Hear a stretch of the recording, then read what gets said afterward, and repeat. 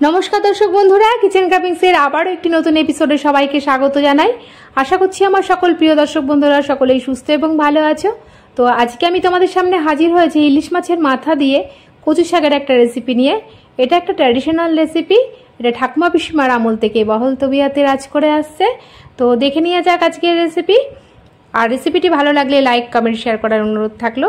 তাহলে দেখতে থাকো। আমি কচু শাকগুলোকে ভালো করে আমি ধুয়ে জল ঝরিয়ে নিয়েছি।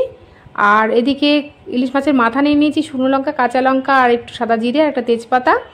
এবার আমি ওপর থেকে একটু স্বাদ মতন লবণ আর একটু হলুদ দিয়ে আমি ইলিশ মাছের মাথাগুলোকে আমি নুন হলুদ মাখিয়ে নিচ্ছি।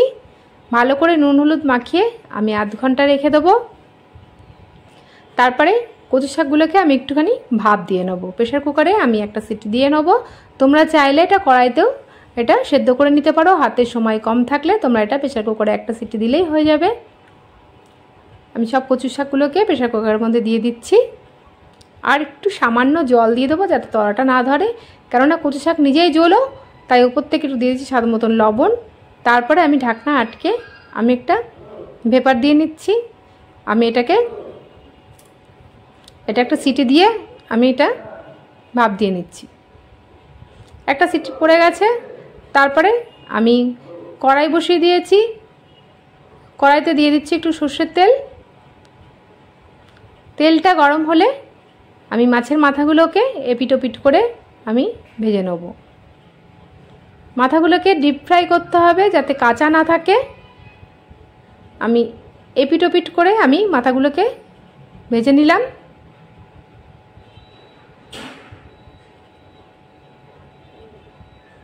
তারপরে একটা প্লেটের মধ্যে আমি মাথাগুলোকে তুলে নিচ্ছি।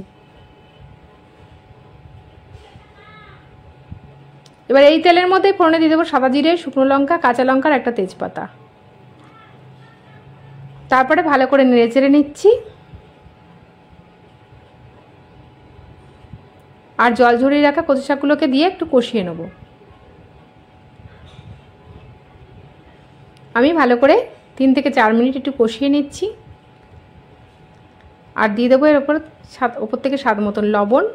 আর দিয়ে দিচ্ছি 1 চা চামচ হলুদ গুঁড়ো, 1 চা চামচ জিরের গুঁড়ো, আর দিয়ে দিচ্ছি 1 চা চামচ লঙ্কার গুঁড়ো। লঙ্কার গুঁড়োটা আমি কম দিলাম, কারণ যেহেতু কাঁচা লঙ্কা শুকনো লঙ্কা আগেই ফোড়নে দিয়ে দিয়েছি। তারপরে আমি এগুলোকে ভালো করে মিশিয়ে নিচ্ছি কচু শাকের মধ্যে। তারপর 3 থেকে 4 মিনিট আমি একটু কষিয়ে নেব। আর ভেজে রাখা মাছের মাথাগুলোকে, ইলিশ মাছের মাথাগুলোকে দিয়ে আমি আরও 4 থেকে 5 মিনিট আমি কষিয়ে নেব।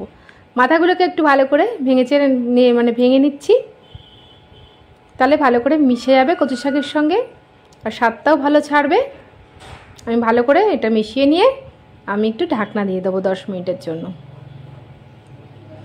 ফিরে আসছি 10 মিনিট পর। দেখো কচু শাকটা আমার পুরোটাই হয়ে গেছে। এটাকে একটুখানি খুব ভালো করে জলটা শুকিয়ে নিতে হবে, জল থাকলে গলা ধরে। আমি আরও 5 মিনিটের জন্য ঢাকনা দিয়ে দিলাম। একটু জল ছিল। এবার দেখো পুরোটাই জলটা টেনে নিয়েছে। এখন আমি একটু ওপর থেকে দিয়ে দিচ্ছি নুন ঝাল মিষ্টি ব্যালেন্সের জন্য একটু চিনি দিয়ে দিচ্ছি, তাহলে এটা খুব সুন্দর একটা স্বাদ আসে। চিনিটা না দিলে একদম স্বাদ ছাড়ে না। এবার আমি যাতে গলা না ধরে ওপর থেকে একটু লেবুর রস দিয়ে দিচ্ছি। বর্ষার কচুতে একটু গলা ধরার ভয় থাকে, তাই একটু লেবু দিয়ে দিচ্ছি। তোমরা চাইলে এটা স্কিপ করতে পারো। তারপরে এটাকে ভালো করে নেড়ে চেড়ে আমি একটা প্লেটের মধ্যে তুলে নিচ্ছি। এটা গরম গরম ভাতে খুবই ভালো লাগে। তোমরা অবশ্যই বাড়িতে একবার ট্রাই করবে, কেননা শহর অঞ্চলে কচু শাকটা পাওয়াই যায় না। তাই যদি তোমরা পেয়ে থাকো এটা অবশ্যই একবার বাড়িতে ট্রাই করে নিও। আজকের মতন এইটুকুনি। আবার আসবো নতুন নতুন রেসিপি নিয়ে। আবার দেখা হবে অন্য কোনো ভিডিওতে। আজকের মতন এইটুকুনি। ভালো থাকবে, সুস্থ থাকবে। ধন্যবাদ।